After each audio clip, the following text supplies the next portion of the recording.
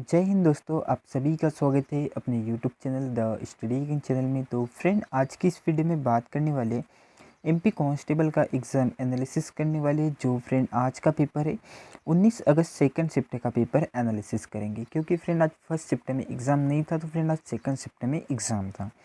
और इसमें स्टूडेंट के माध्यम से जो भी क्वेश्चन मिले इन सभी क्वेश्चन को डिस्कस करेंगे, जीके, जीएस, साइंस और मैथ्स का। और फ्रेंड, इसका पीडीएफ लेने के लिए आप टेलीग्राम चैनल को ज्वाइन कर सकते हो, वहाँ से आपको पीडीएफ प्राप्त हो जाएंगी। डिस्क्रिप्शन में लिंक दिया हुआ है।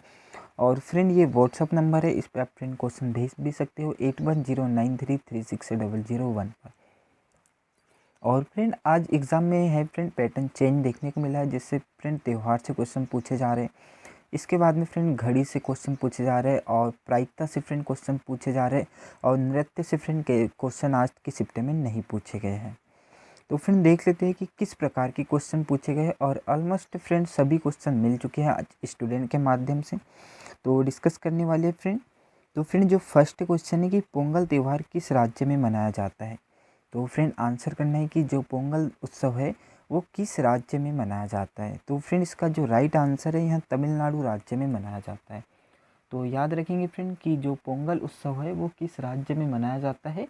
तो फ्रेंड यहाँ तमिलनाडु राज्य में मनाया जाता है।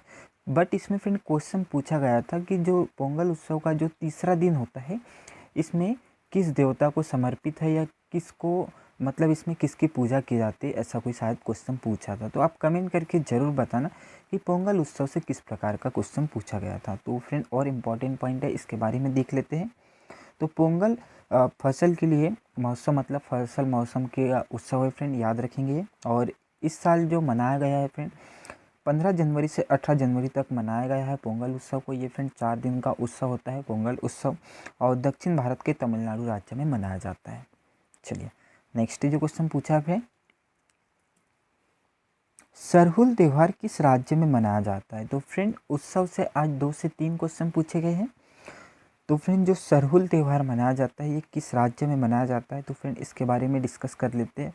ये फ्रेंड आदिवासियों समूह मतलब समुदाय होते हैं, इनके द्वारा मनाया जाता है ये कौन सा, तो सरहुल उत्सव। तो फ्रेंड आदिवासी जो जनजातीय क्षेत्र रहते हैं इसमें मनाया जाता है। तो फ्रेंड डिस्कस कर लेते हैं कि किस किस राज्य में मनाया जाता है सरहुल त्यौहार। तो फ्रेंड ये मनाया जाता है, सरहुल मध्य पूर्व भारत के आदिवासियों का एक प्रमुख पर्व है, जो झारखंड, छत्तीसगढ़, उड़ीसा, बंगाल और मध्य भारत के आदिवासी क्षेत्रों में मनाया जाता है। तो फ्रेंड आप कमेंट करके ज़रूर बताना कि कौन सा राज्य दिया गया था। चलिए नेक्स्ट जो क्वेश्चन पूछा गया था फ्रेंड कि मानव शरीर में ध्वनि किससे उत्पन्न होती है। जो फ्रेंड गले से जो ध्वनि उत्पन्न होती है वो किससे उत्पन्न होती है।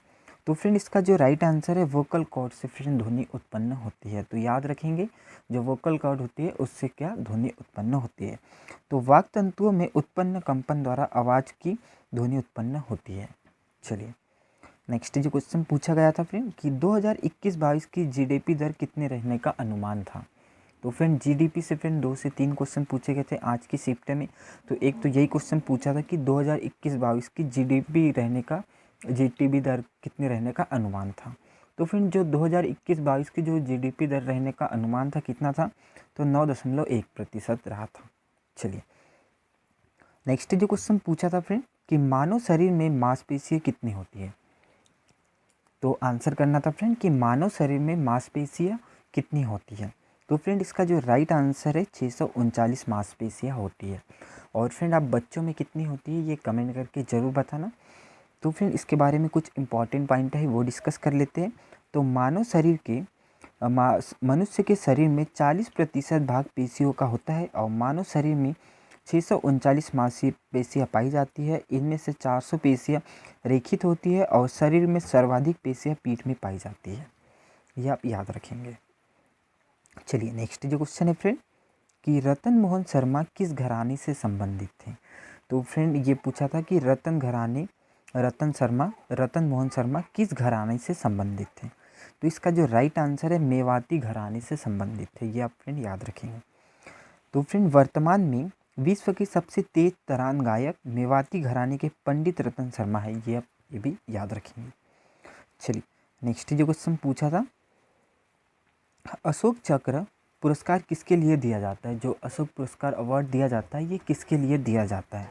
तो फ्रेंड इसका जो राइट आंसर है वीरता के लिए, बलिदान के लिए फ्रेंड अशोक चक्र दिया जाता है। तो आप कमेंट करके ज़रूर बता देना कि ऑप्शन में क्या दिया था।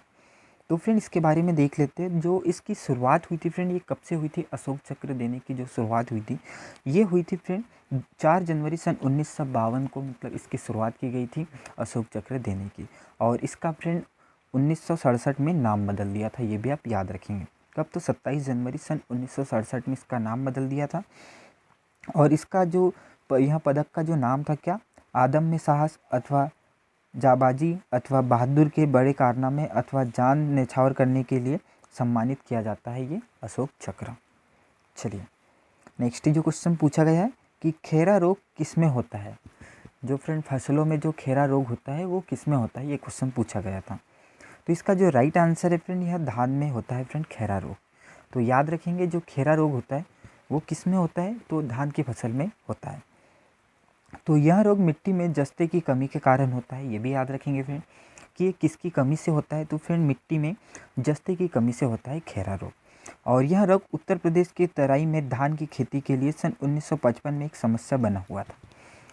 खेरा रोग कब आया था फ्रेंड? तो ये भी याद रखेंगे कि 1955 में उत्तर प्रदेश में धान की खेत में हुआ था खेरा रोग।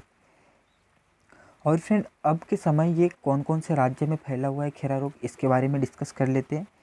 तो फिर उत्तर भारत के अन्य तराई क्षेत्रों में यह बीमारी पाई जाती है। जैसे यह रोग भारत के प्रदेश जैसे कौन कौन से राज्य इसमें पाए जाते हैं? तो आंध्र प्रदेश राज्य में भी फैला हुआ है, पंजाब और बांग्लादेश, ये भी आप याद रखेंगे। उत्तर प्रदेश, आंध्र प्रदेश, पंजाब और बांग्लादेश आदि राज्यों में फ्रेंड पाया जाता है खेरा रोग। चलिए नेक्स्ट जो क्वेश्चन पूछा था फ्रेंड कि नंदा देवी राष्ट्रीय उद्यान किस राज्य में है? तो फ्रेंड आज की शिफ्ट में एक राष्ट्रीय उद्यान से भी क्वेश्चन पूछा था। तो फ्रेंड ऑलमोस्ट फ्रेंड पेपर जो एग्ज़ाम का जो लेवल है ये फ्रेंड थोड़ा टॉपिक चेंज कर दिया इन्होंने, क्योंकि अब नृत्य से क्वेश्चन नहीं पूछे जा रहे, अब त्यौहार से क्वेश्चन पूछे जा रहे हैं। अब इसके बाद में फ्रेंड ये राष्ट्रीय उद्यान उठा लिया है और घड़ी कैलेंडर ये तो पूछ रहा है फ्रेंड डेली। इसके बाद में प्रायिकता आज से क्वेश्चन पूछे जा रहे हैं। तो फ्रेंड जो नंदा देवी राष्ट्रीय उद्यान है ये किस राज्य में है? तो फ्रेंड यह उत्तराखंड राज्य में। याद रखेंगे कि यह किस राज्य में है? तो यह उत्तराखंड राज्य में है। और इसकी जो स्थापना हुई थी ये किस वर्ष से हुई थी? तो 1982 में इसकी स्थापना हुई थी। और नंदा देवी राष्ट्रीय उद्यान को सन 1988 में यूनेस्को द्वारा विश्व धरोहर स्थल में शामिल किया था। ये भी याद रखेंगे फ्रेंड कि इसे 1988 में यूनेस्को द्वारा विश्व धरोहर स्थल में शामिल किया था। और इसका बाद में नाम बदल कर क्या रखा था फ्रेंड, ये भी याद रखेंगे। इसका 2005 में नाम बदल कर रखा था नंदा देवी और फूलों की घाटी राष्ट्रीय उद्यान रखा गया था, नंदा देवी नेशनल पार्क का। चलिए नेक्स्ट जो क्वेश्चन पूछा है फ्रेंड कि कलकत्ता से दिल्ली राजधानी किस वर्ष बनाया गया था? तो फ्रेंड आंसर करना था कि जो कलकत्ता से दिल्ली जो राजधानी बनाई गई थी वो किस वर्ष बनाई गई थी या स्थानांतरित की गई थी? तो इसका जो राइट आंसर है फ्रेंड सन 1911 में इसे स्थानांतरण किया गया था, ये आप याद रखेंगे। तो फ्रेंड लॉर्ड हार्डिंग सेकंड के समय 1910 से 1956 तक के इन्होंने गवर्नर जनरल के रूप में कार्य किया था 1916 तक। और उनके शासनकाल में ब्रिटिश भारत की राजधानी 1911 में कलकत्ता से दिल्ली स्थानांतरण कर दिया था। याद रखेंगे फ्रेंड कि कब स्थानांतरित किया गया था? तो सन 1911 में। और सन 1912 में राजधानी को वास्तविक स्थानांतरण कर दिया था, ये भी आप याद रखेंगे। चलिए नेक्स्ट जो क्वेश्चन पूछा था फ्रेंड कि अमरभिल किस प्रकार का वृक्ष है? परपोषी है, परजीवी है, यह किस प्रकार का वृक्ष है, ये क्वेश्चन पूछा गया था। तो इसका जो राइट आंसर है फ्रेंड यह एक परजीवी वृक्ष है। याद रखेंगे कि अमरभिल किस प्रकार का पौधा है? तो फ्रेंड एक परजीवी प्रकार का पौधा है। चलिए नेक्स्ट जो क्वेश्चन पूछा था कि द्वितीय विश्व युद्ध के समय भारत कौन आया था? भारत में आया था फ्रेंड और यहीं पर बस गया था। तो आप कमेंट करके ज़रूर बता दें कि द्वितीय विश्व युद्ध के समय कौन आया था भारत में। चलिए नेक्स्ट जो क्वेश्चन पूछा था फ्रेंड कि लाल सलाम पुस्तक के लेखक कौन है? तो आंसर करना था फ्रेंड जो लाल की सलाम पुस्तक है इसके लेखक कौन है? फ्रेंड यह एक उपन्यास है और ये लिखा गया था फ्रेंड किसके द्वारा? तो स्मृति ईरानी के द्वारा लिखा गया था। और इसे पब्लिश किस वर्ष से की गई थी फ्रेंड? तो सन 2021 में से पब्लिश की गई थी लाल सलाम पुस्तक को। चलिए नेक्स्ट जो क्वेश्चन पूछा था फ्रेंड कि पनडुब्बी में देखने के लिए किसका प्रयोग किया जाता है? जो फ्रेंड समुद्र जहाज जहाँ ये समुद्र में जो पनडुब्बी छोड़ी जाती है इसमें देखने के लिए किस यंत्र का प्रयोग किया जाता है? तो फ्रेंड इसका जो राइट आंसर है पेरिस्कोप का प्रयोग किया जाता है। याद रखेंगे फ्रेंड कि पेरिस्कोप तंत्र का उपयोग किया जाता है पनडुब्बी में। तो पनडुब्बी में समुद्र की सतह के ऊपर चीज़ें देखने के, ऊपर नीचे की चीज़ें देखने के लिए किसका उपयोग किया जाता है? तो पेरिस्कोप तंत्र का प्रयोग किया जाता है। चलिए नेक्स्ट जो क्वेश्चन पूछा था फ्रेंड कि राजकोषीय घाटा को कितने प्रकार में बांटा गया है, ऐसा क्वेश्चन पूछा गया था। तो फ्रेंड इसका जो राइट आंसर है 3 प्रकार से बांटा गया है राजकोषीय घाटा को। तो फ्रेंड देख लेते हैं कि बजट में जो राजकोषीय घाटा को 3 प्रकार से किस प्रकार बांटा गया है, इसके बारे में डिस्कस कर लेते हैं। तो बजट घाटा 3 प्रकार का होता है। कौन कौन सा होता है फ्रेंड? तो राजस्व घाटा होता है, एक प्राथमिक घाटा होता है और एक राजकोषीय घाटा होता है। चलिए नेक्स्ट जो क्वेश्चन पूछा था फ्रेंड कि जाइगोट की कितनी अवस्था होती है। तो फ्रेंड एक जाइगोट से फ्रेंड क्वेश्चन पूछा गया था, तो आप कमेंट करके जरूर बताना कि जाइगोट से किस प्रकार का क्वेश्चन पूछा गया था। नेक्स्ट जो क्वेश्चन पूछा है फ्रेंड कि ईस्ट क्या है। जो फर्मेंटेशन के समय जो ईस्ट होता है, इससे ईस्ट के बारे में पूछा गया था। तो आप कमेंट करके जरूर बता देना कि ईस्ट से किस प्रकार का क्वेश्चन पूछा गया था। तो ईस्ट यहाँ एकल कोशिका जीव है, ये भी आप याद रखेंगे फ्रेंड। चलिए नेक्स्ट जो क्वेश्चन पूछा है कि एस आकृति वाला महासागर कौन सा है। तो आंसर करना था फ्रेंड कि जो एस आकृति वाला महासागर है ये कौन सा है। तो इसका जो राइट आंसर है अटलांटिक महासागर को एस आकृति वाला महासागर कहा जाता है। चलिए नेक्स्ट जो क्वेश्चन पूछा है कि चीन के पितामह किसे कहा जाता है। तो आंसर करना था फ्रेंड कि चीन के पितामह किसे कहा जाता है।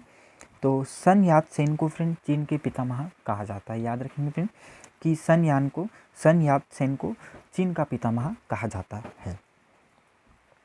तो अब देख ले नेक्स्ट जो क्वेश्चन है फ्रेंड कि 1857 की क्रांति के समय वाइसराय जनरल कौन था। तो क्वेश्चन सिंपल पूछा था फ्रेंड कि इसमें 1857 के समय वाइसराय कौन था। तो इसका जो राइट आंसर है लॉर्ड चार्ल्स कैनिंग थे फ्रेंड 1857 की क्रांति के समय। अब देख लेते फ्रेंड कि मैथ्स में जो टॉपिक पूछे गए हैं इनके टॉपिक के बारे में डिस्कस कर लेते हैं कि कौन कौन टॉपिकों से क्वेश्चन पूछे गए हैं मैथ्स में। तो फ्रेंड जो मैथ्स में पूछा गया है प्रतिशत से फ्रेंड क्वेश्चन डेली पूछे जा रहे हैं। इसके बाद में आयु से भी फ्रेंड क्वेश्चन पूछे जा रहे हैं। सिंप्लीफिकेशन से क्वेश्चन पूछे जा रहे हैं। बोर्ड मास रूल से भी फ्रेंड क्वेश्चन पूछे जा रहे हैं। CISI ट्रेन से अनुपात से हो गए क्वेश्चन पूछे जा रहे हैं। एवरेज से क्वेश्चन पूछे जा रहे हैं। LCM SCF से भी फ्रेंड क्वेश्चन पूछे जा रहे हैं। लाभ हानि से, विभाजिकता रूल से फ्रेंड क्वेश्चन डेली पूछे जा रहे हैं। इसके बाद में घात करने से क्वेश्चन पूछे जा रहे हैं और क्षेत्र मिति से भी फ्रेंड आप क्वेश्चन पूछना चालू कर दिया है। चलिए अब देखते हैं फ्रेंड रीजनिंग में। तो फ्रेंड रीजनिंग में जो क्वेश्चन पूछे जा रहे हैं सीरीज से, ब्लड रिलेशन से क्वेश्चन तो डेली पूछे जा रहे हैं। मिरर इमेज से भी फ्रेंड क्वेश्चन पूछे जा रहे हैं। वाटर इमेज होगा, कथन निष्कर्ष होगा, कोडिंग डिकोडिंग होगा, अल्फ़ाबेट सीरीज होगा, लुप्त संख्या दिशा दूरी से होगा।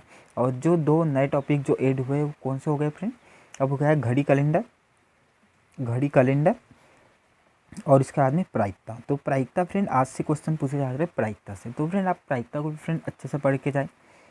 अब देख लेते हैं फ्रेंड कि जो स्टूडेंट के जो स्कोर रहे वो आज का कितना स्कोर रहा है लगभग, इसके बारे में डिस्कस कर लेते हैं। तो फ्रेंड जो स्कोर रहा है फ्रेंड स्टूडेंट का हाई स्कोर जो गया है फ्रेंड आज के शिफ्ट में 78 गया है। और फ्रेंड अपना आप कमेंट करके ज़रूर बता देना कि कितना गया है, लगभग कितना गया है फ्रेंड। आज का जो स्कोर 78 के लगभग गया है। तो थैंक यू फ्रेंड, मिलते हैं नेक्स्ट वीडियो में। और वीडियो पसंद आए तो लाइक शेयर एंड कमेंट जरूर करें और साथ ही चैनल को सब्सक्राइब करें। थैंक यू, मिलते हैं।